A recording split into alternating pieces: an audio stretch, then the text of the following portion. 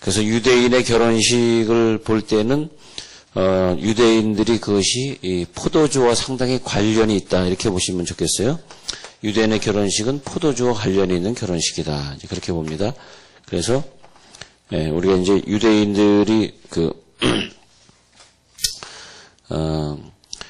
포도주라고 하는 뜻을 보면 야인, 포도주는 히브리어로 야인이라 그러는데 야인은 뭐냐 하면 거품이 일어나다는 뜻에서 왔습니다. 그래서 포도는 뭐냐 하면 자 그래서 이제 포도주가 이제 야인이 되는 건데 그것이 뭐냐 하면 자 그래서 포도주가 야인인데 거품이 일어나다라고 하는 뜻은 이인이라고 하는 단어에서 유래해가지고 실제의 그 맥주를 따를 때 여러분 실제 양보다 더 많아지잖아요. 그런 것처럼 어떤 뭘 이렇게 따를 때 실제 양보다 막 풍성하게 많아지는 것처럼 그때 그 상황보다 더 많아지는 상황을 상징하면 됩니다. 그래서 기쁨은 뭐냐 하니까 지금의 내가 어떤 만난 상황보다 그 기쁨이 배나 더하고 더 많아지는 상황. 자 보세요. 기적이 일어났습니다. 왜냐하면 오늘 포도주 기적이 일어나니까.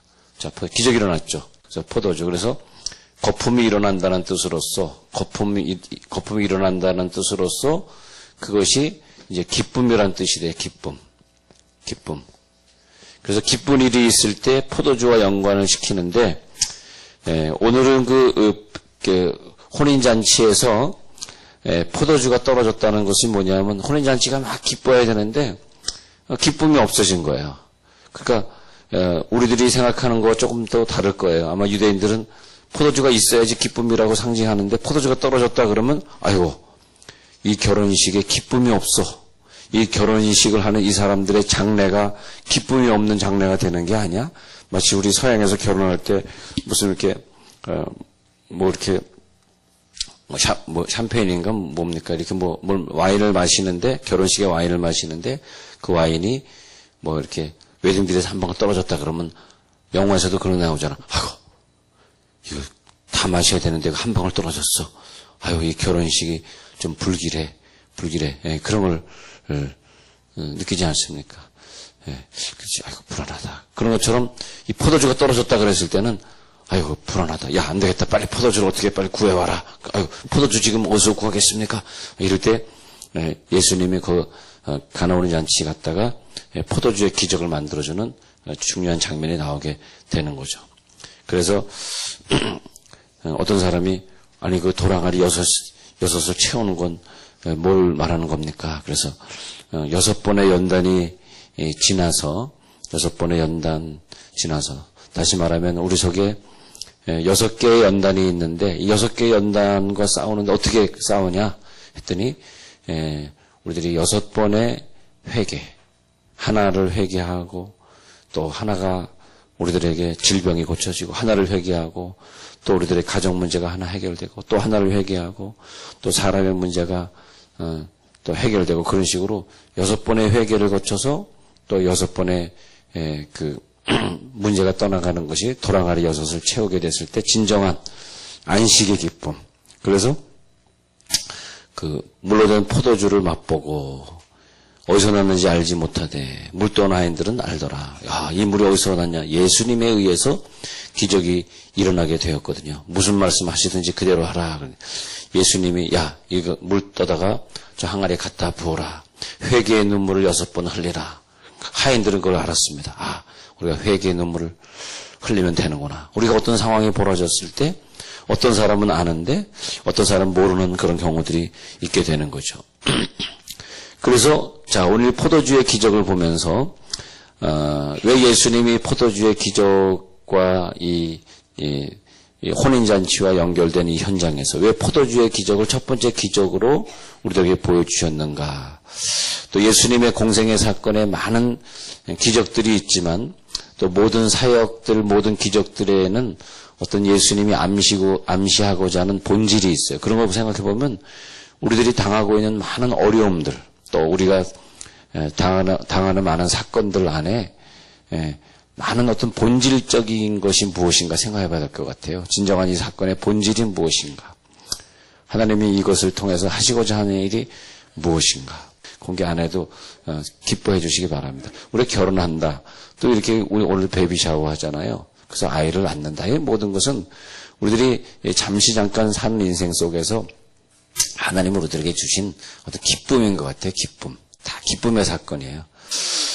그런데 이제 그런 것들은 슬픔을 상징하지만 이렇게 요한복음 2장에 나오는 이 혼인잔치는 기쁨을 상징해요. 그래서 예수님이 맨 처음에 물로 포도주 된 기적을 일으키셨죠. 그 다음에 또 마지막, 중요한 거예요. 마지막 유월절 만찬. 한번 마태복음 26장에 한번 가서 읽고 다시 요한복음 2장으로 돌아오겠습니다. 자, 마태복음 26장에 가서 보면 또 마지막 만찬에서 예수님이 포도주를 사용해요. 이게 영적인 의미가 아주 깊어요. 그래서 마태복음 26장 28절에 가서 보면 마태복음 26장 28절에서 이것은 죄 사함을 얻게 하려고 많은 사람을 위하여 흘리는 바 나의 피 곧 언약의 피니라 하면서 포도주를 제자들에게 나눠주게 된 것입니다. 이 포도주 그럴 때 우리는 자꾸 술을 상징하면 안 돼요. 술이 아니고 포도 주스인데 이제 몇 월 달에 먹느냐에 따라서 몇 월 달에 그래서 가을에 포도주를 밟아놨다가 그다음에 먹는데 그것이 몇 월 달에 먹느냐에 따라서 좀 알코올기가 더 있고 없고 할 수 있겠죠. 그래서 포도주를 제자들에게 나누어 주시면서 이것은 바로 언약의 피니라. 그래서 이 결혼과 언약이 연결되어야 됩니다. 그래서 포도주, 그래서 결혼식 때 사용을 하게 되는데, 그 결혼식은 뭐냐? 결혼식의 언약이다. 이게 상징이 연결이 되어야만 이제 우리들이 성경을 제대로 본다. 이렇게 되겠습니다. 자, 우리 설교를 들을 때 그냥 귀로 듣지 마시고 무엇인가 지식을 집어넣으십시오. 지식을. 왜냐하면 설교를 여러분 수십 년 들어도 기억에 남는 게 없잖아요. 왜냐하면 지식이 안 들어와서 그래, 지식. 젊은 사람이 설교를 들으면서 이거 내가 이거 하나 깨달았네. 그래서 풍성한 깨달음을 이렇게 자꾸 내놓고 그러면서 자기에게 어떤 지식이 쌓여가면 그 지식은 우리를 강하게 만들고 또 그에게 사역으로 이어지고 우리가 평신도지만은 그러나 또 어떤 사역할 때 그 지식이 깨달음으로 또 나눠지게 되고 전파되고 그래서 복음이 전파되고 그래서 예수님이 이 언약을 처음에 결혼식의 언약 속에서 포도주를 만들어주고 마지막에 성만찬에서 또 언약을 하고 포도주로 언약했어요. 그러면서 공생애를 마치시게 되는데 이것을 기억하여 기념하면서 나를 기억하면서 뭘 하냐? 내가 다시 올 때까지 이것을 행하면서 나를 기념하라. 이렇게 되어 있는 거거든요. 그래서 그 언약을 계속 기억하면서 근데 무슨 언약을 기억하라 그랬을까? 그것은 결혼의 언약을 기억하라 이거. 내가 다시 올 때까지 결혼의 언약을 기억하라. 자, 그래서 결혼 문화를 우리가 이제 알아야 되겠습니다. 이스라엘 백성들은 이제 어떤 처녀하고 이제 그 결혼을 할 때에 결혼하기 전에 내가 언제쯤 결혼해야 되겠다 하면 내가 한 1년 후쯤 결혼해야 되겠다 그러면 1년 전에 그 처녀들이 사는 마을을 찾아가요. 그래서 이제 찾아가려고 그러면 이제 돈이 필요하겠죠. 그래서 부모에게 내가 일주일 동안 거기서 잔치를 베풀어야 되니까 예산이 얼마나 들겠습니다. 그러면 그 부모 댁에서 예산을 잡습니다. 그리고 가능하면 그 모든 부모의 식구들이 같이 와가지고 거기에 집을 잡아놓고 그 마을에서 일주일 동안 큰 잔치를 베풉니다. 큰 잔치. 근데 그 잔치에서 꼭 필요한 것이 포도주가 되겠습니다. 그래서 잔치를 베풀고 막 춤을 추면서 그러면서 그 처녀가 거기서 이제 지정된 그 처녀가 거기서 이제 그 마을에 살고 또 잔치에 참여하고 하는 것을 신랑이 보고 그다음에 그 신랑의 식구들이 유심히 그 처녀를 보게 됩니다. 일주일 동안 딱 보게 되는 거예요. 그래서 저 아이가 우리 집에 시집을 오게. 야, 근데 나라마다 이 시집 오는 풍습이 다른 것 같아요. 근데 이 결혼잔치를 하기 전에 1년 전쯤에 성대한 잔치를 베푸는 것이 이것이 중요한 잔치예요. 그래서 일주일 그러면서 서로 이제 보는 거죠. 그 처녀는 이 총각이 어떤 사람인가 이게 보게 되고 또 서로의 가족들을 관찰하는 시간들이 있습니다. 서로의 가족 이렇게 결혼을 했으면 참 좋은 결혼일 텐데 말이에요. 그렇게 되는데 근데 마지막 날, 이제 중요해요. 일주일간 그렇게 잔치를 베풀고 서로를 파악한 다음에 마지막 날, 포도주잔을 딱 한 잔 내놓는 거예요. 타내는 거예요. 근데 딱 이제 딱 갖다 놓은 거예요. 없지만 마음이 착한 사람이 이게 있는 거로 보여요. 물잔이 없는 것 같지만 마음이 착한 사람인데, 마음이 나쁜 사람은 이게 안 보인다고, 물잔이. 이렇게 됐습니다. 갖다 놨는데, 이 물잔을 마지막으로 잔치하면서 중요한 순간이 왔어. 이 잔이 딱 놓여있어. 이 청원을 네가 승낙하면 이것을 마시는 거고, 이 청원을, 저 남자 보니까 그냥 포도주나 계속 마시고 술 취해 있고, 안 좋아. 나 저 사람하고 시집 안 갈 거 하면 이걸 안 봐요. 근데 이것은 아주 인생의 가장 중요한 순간입니다. 이것을 마시냐 안 마시냐는 이 여자의 일생에 아주 중요한 그런 사건이 되는 것입니다.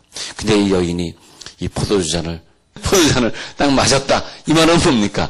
그것은 영원한 언약이야. 여러분, 우리가 결혼할 때 이렇게 한번 결혼하고 힘들고 그러니까 또 포기하고 그러는 경우도 요즘은 많이 있습니다만, 유대인들은 여자의 운명으로서는 그럴 수는 없어요. 남자는 또 그럴 수 있는지 모르지만, 남자는 여자를 이렇게 나가라고 수는, 여자는 남자와 달라요. 여자는 이 포도주를 마신다는 것은 난 당신과 영원히 가겠습니다. 영원히. 그래서 이것은 너와 나와 세우는 영원한 언약이니라. 우리가 성찬식 때 포도주로, 그건 뭐냐면 예수님과 나는 영원한 부부입니다. 그런 뜻이에요. 이것은 너와 세우는 내 언약이다. 마실래 안 마실래? 이건 영원한 언약이기 때문에 마실래 마실래? 예, 제가 마십니다. 딱 마신 것은 뭐냐? 주님은 신랑이고 나는 신부, 우리는 영원한 관계입니다. 이렇게 말하는 것입니다. 그런데 그 딱 마시면 신랑 입장에서는 신부가 이것을 마셔줬어. 일주일 마지막 날 딱 마시는 순간에 그 다음에 잔치가 또 한번 벌어지는 거야. 와! 우리의 결혼을 갖다가 이 아이가 승낙을 했다 해가지고 막 춤을 추는 거야. 막 춤을 추면서 그러면서, 근데 만약 안 마셨다 그러면 일주일 내내 돈 쓰고 수고한 것이 다 수포로 돌아가니까 슬퍼하면서 이 신랑네 식구들은 집으로 돌아가야 돼요. 근데 마셨다 그러면 저 참 이쁘고 저 착한 아이가 우리 집에 며느리로 들어오게 되었다. 우리는 승낙을 받았다 해가지고 기뻐하면서, 그러면서 집에 돌아가가지고 그 다음에 뭘 하냐? 처소를 예비해. 처소. 이제 신랑 신부가 살 집을 준비해야 돼. 그러니까 1년 동안 신랑 될 아이는 열심히 일을 하고 또 1년 동안 신랑으로서 어떻게 신부를 잘 모셔야 되겠는가, 그에 대해서 공부를 해야 돼. 우리 결혼하게 되면 결혼을 약정한 다음에는 이게 어느 정도 컨설팅을 좀 받고, 카운셀링을 받고 그러면서 좀 신랑 신부가 좀 공부 좀 하고 결혼을 해야 되는데, 그냥 결혼을 해버리니까 싸우고 서로를 갖다 이해하지 못하고 그런 것들이 많이 있죠. 1년 동안 얘는 이제 신랑으로서 신부를 맞이할 준비를 한다. 그래서 예수님이 이것을 내가 너와 세우는 새 언약이야. 마셔. 이제 마셨지. 내가 그러면 너와 영원한 언약을 맺었으니까 갔다. 나 1년 만에 돌아온다. 1년 만에 돌아온다. 근데 1년 만에 돌아오는데 어떻게 돌아오냐? 다 졸며 잘새. 졸며 자는데 신랑이 돌아오는 거가 되는 거죠. 그래서 1년 만에 돌아온다. 죽음을 통해서 아니면 재림을 통해서 너에게 다시 온다. 그래서 우리는 죽음의 순간에 사실은요, 이 정혼한 상태에서 진정한 결혼식을 하는 순간이 우리 죽음의 순간이에요. 그래서 우리가 죽었다 그랬을 땐 드디어 우리가 예수님과 결혼을 이제 천국에서는 하고 있는 거죠. 여기서 막 울고불고 난리 나지만, 그러나 천국에서는 결혼식이 있는 거예요. 그래서 내가 너랑 결혼할 날이 곧 올 거야. 내가 가서 너보다 먼저 가가지고 처소를 예배하러 갈게. 그렇게 가는 거죠. 그래서 오늘 요한복음 2장의 결혼식이 처소를 예배하러 온다고 했다가 이제 드디어 결혼하는 시간이 되었기 때문에 잔치를 베푸는 그런 결혼식입니다. 그래서 이 가나 오는 잔치 결혼식은 예수님이 우리를 죽음이나 재림을 통해서 오셔서 결혼하시는 그것을 상징한다고 보시면 좋겠습니다. 자, 사사기 14장 12절의 근거에서 본다면, 사사기 14장 12절에 한번 제가 근거에서 보면 좋겠습니다. 사사기로 가셔가지고, 사사기 14장 12절 보니까 삼손이 그들에게 이르되 이제 내가 너희에게 수수께끼를 내리니 잔치하는 이래 동안에 나오죠. 잔치하는 이래 동안에 너희가 그것을 풀어내게 말하면 내가 배우 30벌과 겉옷 30벌을 너희에게 주리라 하면서 이래 동안의 잔치, 우리가 그 유대인 문화를 모르면은 이게 뭔 말인지 모르거든. 이것이 뭐냐면 10절 보시면 나와요. 14장 10절. 삼손의 아버지가 여자에게로 내려가며 삼손이 거기서 잔치를 베풀었으니 청년들은 이렇게 행하는 풍습이 있음이로라. 사사기 14장 10절. 그러니까 그 신부댁의 사람들의 친구들이 와 있고 30명을 데려와서 친구를 삼아 그와 함께 한지라 이렇게 되잖아요. 11절에. 삼손도 자기 아버지와 함께 내려갔다 그랬잖아요. 그러니까 자기 식구들이 함께 내려가가지고 잔치하는 동안에 수수께끼도 베풀고 그러면서 자기 좀 멋있는 면을 보여줘야지 그 신부가 오케이 할 것 아닙니까? 그래서 블레셋의 딸 중에 한 여자. 여러분 원주민들이 못생긴 사람이지만 그 중에서 항상 미인들이 있어요. 얼굴도 하얗고 예쁘장한 미인들인데 이 팔레스틴 사람들도 까무잡잡한 사람이지만 이렇게 히잡 쓰고 이렇게 다닐 때 보면 눈매 보면 굉장히 이쁜 애들이 있습니다. 근데 너무 이쁘니까 이 삼손이 뿅 가버린 거예요. 그래가지고 안 되겠다.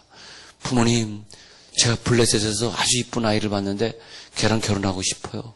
야, 이방 여인이니까 안 돼. 우리는 유대인들이잖아. 그냥 하겠다니까. 그래가지고 아버지 설득해가지고 돈을 일주일 동안은 잔치할 돈을 구해가지고 식구들하고 이제 와서 잔치를 베푸는 그런 장면이 되겠습니다. 그래서 이 잔치를 보면서 예수님이 이 땅에 오셔서 살았던 것이 무엇이냐? 잔치를 베풀고 있었어요. 지금 예수님이 우리들의 교회 생활 속에서 하시고 있는 것이 뭐냐? 잔치를 베풀면서 진정한 신부감을 구하고 있는 거예요. 우리가 진정한 신부감으로서 교회 생활하면서 예수님 제가 진정한 신부감이 되겠습니까? 교회 생활을 잘해야 돼. 교회 생활을 잘하고요. 그리고 열심히 해야 돼. 왜냐하면 신랑이 쟤를 내 신부로 삼을까 하고 와 계신데 우리가 막 아무렇게나 행동하면 신랑이 포도주 한 잔 마지막에 딱 따라 놓는 것은 너가 마음에 드니까 이 포도주를 마셔달라 청혼을 하는 건데, 다만, 그래서 딱 따라 놓은 다음에 마시길 기다리는데 우리가 신앙생활 하면서 성찬을 하면서 마셨어요. 예수님 마음이 얼마나 기쁘겠어요. 야, 기쁘다. 네가 이걸 마셨으니까 기쁘다. 하면서 내가 너를 초소를 예배하러 먼저 간다. 이렇게. 그 1년이라고 하는 기간이 요셉과 마리아에게 있었잖아요. 그 1년이라는 기간 동안에는 이제 잠을 잘 수가 없어요. 근데 이제 과거 유대인의 풍습에서 갈릴리 출신은 1년 동안 만날 수는 있지만 같이 잠을 자면 안 되는데, 그런데 예루살렘 풍습은 1회 정도 잠자는 걸 허락을 해요. 왜냐 그것이 다 어디에 근거하냐 하니까 그것이 자손이 번식하는데 더 많은 자식을 번식하기 위해서 정상적으로 결혼하기 전에 1회 정도 허락을 합니다. 그런데 예수님은 예루살렘 출신이 아니라 갈릴리 출신이기 때문에 1회도 같이 요셉과 마리아는 잠을 잘 수 없었기 때문에 예수님은 그렇게 태어난 사람이 아니라 처녀의 몸에서 정혼은 했는데 약혼했는데 정상적으로 결혼하기까지 1년 동안 만날 수는 있지만 잠잘 수 없는 상태였기 때문에 예수님 분명히 처녀의 몸에서 태어난 것이 맞습니다. 그래서 누가복음 1장 34절에 보면 마리아가 천사에게 말하되 나는 사내를 알지 못하니 어찌 이런 일이 있으리이까. 이건 뭐냐면 1년 동안 나는 분명히 수처녀로 살았는데 어찌 내게 임신이 될 수 있겠나이까. 근데 예수님은 가시면서 약조물로 뭘 주고 가셨어요. 가시면서. 뭘 주냐? 우리 마음 가운데 성령을 보내사. 우리 성령을 가지고 있는 분 아멘 하시기 바랍니다. 성령을 우리 가운데 주셨어. 그래서 다시 주님이 정상적으로 결혼하러 오시기까지 우리는 기다리고 사는 거예요. 그것이 1년이라고 하는 상징적 숫자입니다. 1년 동안 신랑 오기를 우리는 기다리면서 사는. 근데 신랑이 언제 오느냐가 문제죠. 갑자기 졸고 있을 때 졸면 안 돼. 우리 졸면 안 돼. 조는 건 좋은 게 아니에요. 갑자기 어느 순간에 오신다 이거예요. 네. 자, 그래서 기쁨, 신랑을 맞는 신부의 기쁨이 뭐냐 하니까 성령을 우리 마음 가운데 보내셨는데 우리가 기다리고 있다가 신랑이 오는 순간이 최고의 기쁨이에요. 이제는 정혼했으니까 신부는 이제 다른 사람에게 마음 줄 수가 없어요. 이제는 기다리는 거야. 그래서 기다리는 그 기간이 지난 다음에 결혼식 하는 것이 요한복음 2장의 결혼식의 상징이 되는 것이니까 그때 또 결혼식 때 뭐하냐. 또 기쁨을 상징하기 위해서 또 포도주를 내놓는다 이거예요. 근데 포도주가 떨어졌으니 요한복음 2장에서 슬픔의 사건이 된 것이죠. 슬픔의 사건. 자, 근데 예수님께서 이 땅에 오셨죠. 그 다음에 공생애를 시작하셨죠. 그리고 가나의 홀인잔치를 먼저 기적을 베풀어 주시죠. 그때 물로 포도주를 만드는 기적을 나타내시면서 이제는 내가 너희와 함께하는 사역의 시작이다 하면서 상징적 사건으로 주셨기 때문에 예수님을 이제 우리들의 신랑, 우리들의 구주가 우리들의 신랑으로 모시게 되는 것이구나. 그 신랑은 신부의 이제는 겉모습을 보고 청혼했는지 모르지만 그것이 아니라 그 내면을 보고 야, 내가 너의 마음 중심을 보느니라. 내가 너와 결혼한 것은 너의 마음 중심을 보느니라. 지금 우리는 정혼한 기간을 보낸다고 꼭 믿으시기 바랍니다. 우리 이 땅에 사는 동안 신랑을 기다리면서 우리 근데 정혼한 기간 동안에 우리들이 다른 신랑을 만나. 신랑이 안 오니까, 신랑이 안 와서 다른 신랑. 그것이 뭐냐? 우상숭배, 죄, 간음, 이런 죄들이 다 거기에 포함되는 거예요. 그 성경에 나오는 그 수많은 죄들이 나오잖아요. 그것이 다 거기에 포함. 근데 우리는 끝까지 기다리시기 바랍니다.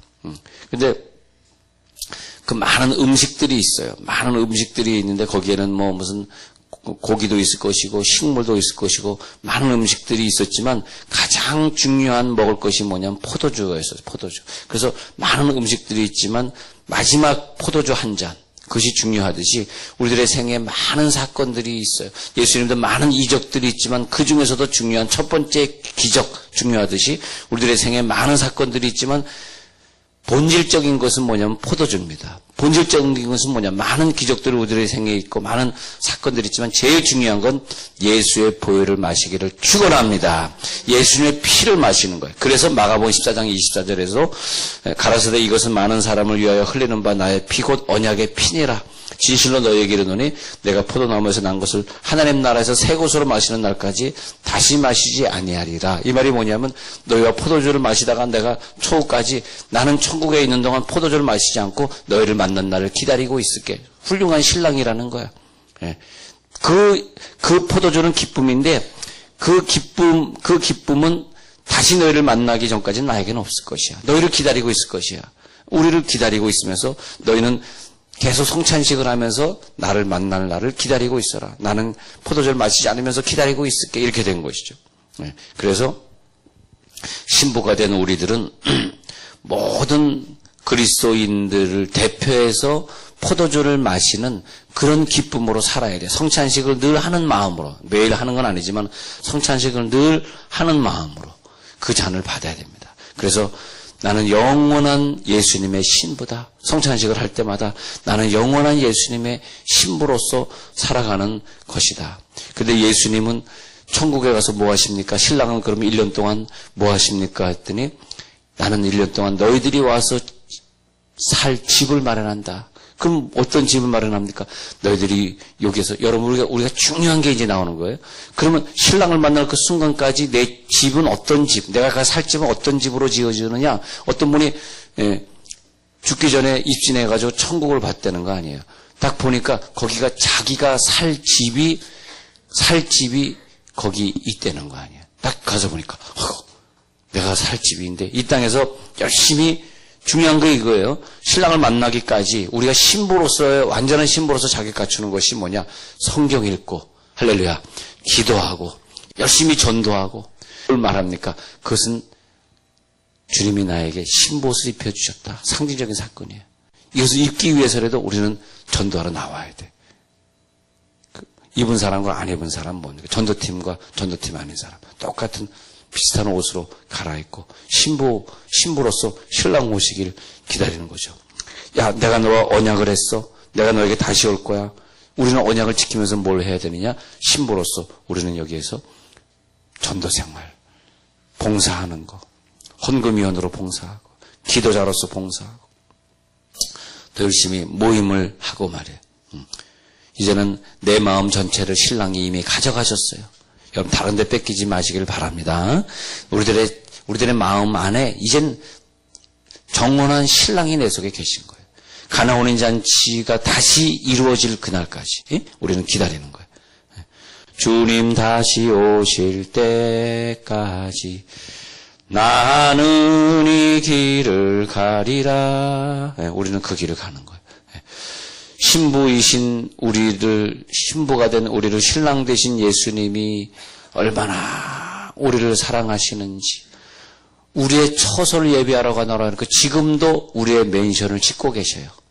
네가 살 집은 이것이다 하면서 우리의 천국에서 있을 집을 준비하고 계십니다. 그래서 우리가 이 땅에 사는 동안 신랑의 마음을 알아야 돼. 신랑은 지금 어떤 마음일까? 우리가 예수의 마음을 알고 예수님이 어떤 신부를 원하시는지를 알고, 그래, 내가 이 땅에 영원히 사는 것이 아니지, 우리는 천국에서 영원히 사는 것이지, 그리스도의 마음을 빨리 알고 지금도 쉬지 않고 일하시는, 그래서 이 땅에 우리들이 그저 하늘나라의 상급을 많이 쌓게 하기 위해서 성령을 보내셔서 우리들이 주의를 가담하게 하시는 그 뜻을 빨리 알아야지 영원한 결혼식을 준비하는 사람들이다. 영원한 결혼식.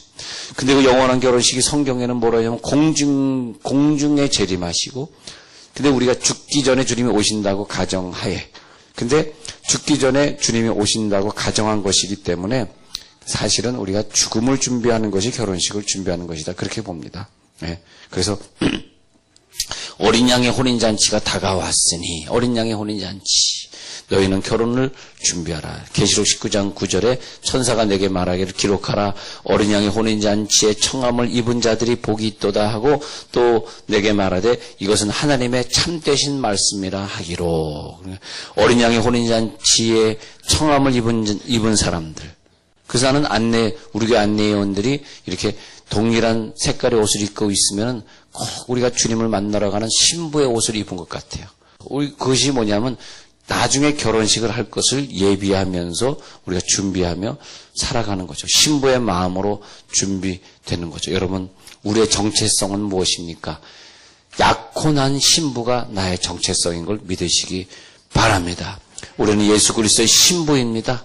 최고의 소원, 나의 최고의 소원은 다른 것이 아니라 예수님과 정상적으로 어린 양 혼인잔치에 들어가는 것입니다. 그때 예복을 입고 들어가는 것입니다. 그리스도의 재림을 사모하는 자들이요, 죽음을 사모하는 자들이요, 순교를 사모하는 자들이요, 우리의 가장 큰 소원은 정혼이 아니라 결혼이다. 정혼은, 근데 그 신부의 마지막 소원이 결혼인데, 그 결혼이 자기의 소원이 아니라 신부가 된 자들이 이 땅에서 신랑을 놔두고 막 세상을 즐기기, 1년이란 기간이 더 있으니까 남자친구도 좀 더 만나봐야 되겠다. 1년이란 기간이 나에게 또 남아있네. 그러면 안 되겠죠. 그러면 안 될 것입니다. 여러분, 이 자리에 있는 분들이요, 우리 마지막 날에 예수님의 진정한 준비된 어린 양의 결혼식 다 참여하시고 준비된 신부가 되시기를 바랍니다. 지금은 기회가 있지만 그날이 되면 변명이 안 통하고 예수님이 갑자기 우리 가운데 오셨을 때 그때는 우리가 신부로서의 자격을 갖추지 않으면 그때는 방법이 없어요. 더 이상 기회가 없습니다. 신랑은 기대하고 있습니다. 그래서 신랑을 맞이하기 위해서는 우리가 많은 것들이 필요하지만 늘 포도주가 중요하기 때문에 늘 예수의 보혈의 능력으로 사시기 바랍니다. 그래서 포도주가 떨어졌습니다. 그러면 또 항아리에 또 채워놓고, 또 포도주가 떨어져서 또 항아리에 채워놓고 결혼식을 기다리는 것입니다. 근데 어떻게 기다리라 그러냐? 성경은 깨어 기다리라. 깨워서 하는 신앙생활. 근데 깨워서 신앙생활 하기 위해서는 잠자고 있는 그 10명의 신부들이 있는데 거기에 올리브의 기름을 계속 채워놔가지고 불이 밤새도록 타게 하면서 기다리는 그런 기다림을 말하는 것입니다. 우리들의 신앙이 조금이라도 식어지면 안 되겠습니다. 계속해서 주님 오실 날까지 올리브유를 계속 채워라. 그러니까 성령을 계속 채운다는 것이 뭐냐? 이 편지, 예수님이 주신 이 내가 다시 올 때까지 기다려야 하는 것이 이 사랑의 편지야. 예, 편지. 예. 그래서, 근데 그런 것처럼 예수님이 우리들에게 편지를 보내줬는데 편지를 갖다 계속해서 읽고 있어야 돼. 사랑의 편지, 성경을 읽고 또 그 사람이 그 신랑이 분부한 그 명령을 지키면서 그것이 뭐냐? 그날이 속히 오길 기다리는 마음인 걸 믿으면서 주님 오실 때 다 성공한 신부들이 되시길 축원합니다.